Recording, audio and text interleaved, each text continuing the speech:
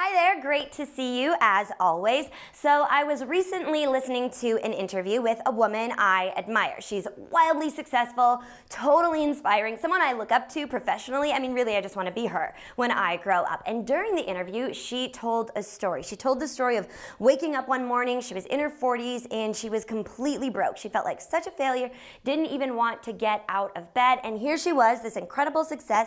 She'd come so far. Like I said, it was just such an inspiring story. And later that evening, as absurd as it sounds, I actually was lamenting to my husband about my lack of a good struggle story. And I was like, why couldn't I have ever been broke? And my husband stared at me blankly, and when I didn't respond, he said, you were very broke.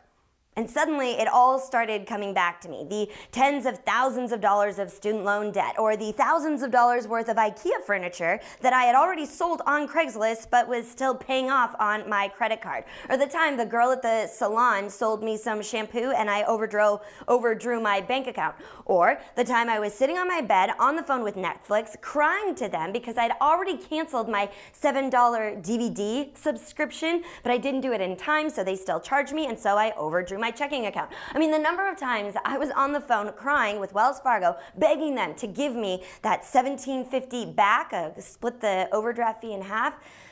All of a sudden, I said, wait a minute, was I broke?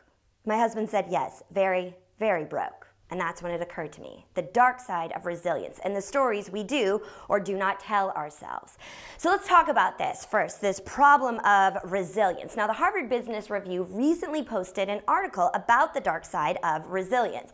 The research revealed that too much resilience could lead to unfavorable outcomes, including being overly persistent with unattainable goals, or it might encourage individuals to tolerate unacceptable adversity in the name of resilience. And even too much resilience even acts as an inhibitor to self-awareness. Now, these are all good points, but the head-on collision I had with resilience that night was much more personal. By always looking forwards, because I am always looking forwards, I was actually holding myself back. Too much resilience had erased the story of how far I'd come.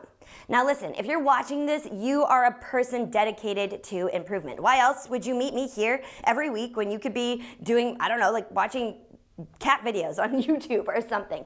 And as an achiever, whether an entrepreneur in an organization or an entrepreneur, you are naturally conditioned for resilience, to focus on the future, to see mistakes as lessons and hard times as opportunities.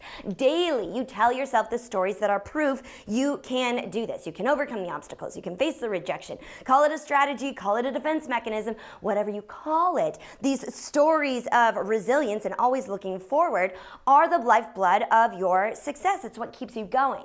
However, for people like you, people like me, this is how resilience gets us. When you're always looking ahead, it's easy to forget how far you've come. You forget to celebrate your success. You miss those rear view opportunities to fuel your motivation. And most importantly, you deprive others of the honor of seeing what the journey to success really looks like.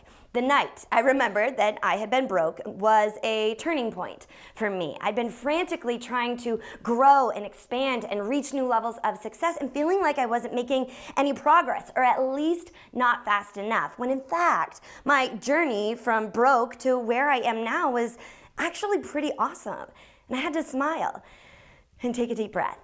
After reminding myself of my own story, a deeper sense of confidence and meaning emerged. So I hope before you get back to work or start your day or head to bed, whenever it is that you're watching this video, that you take a second to set resilience aside and look back at how far you've come and revel in the story, revel in that story for a moment.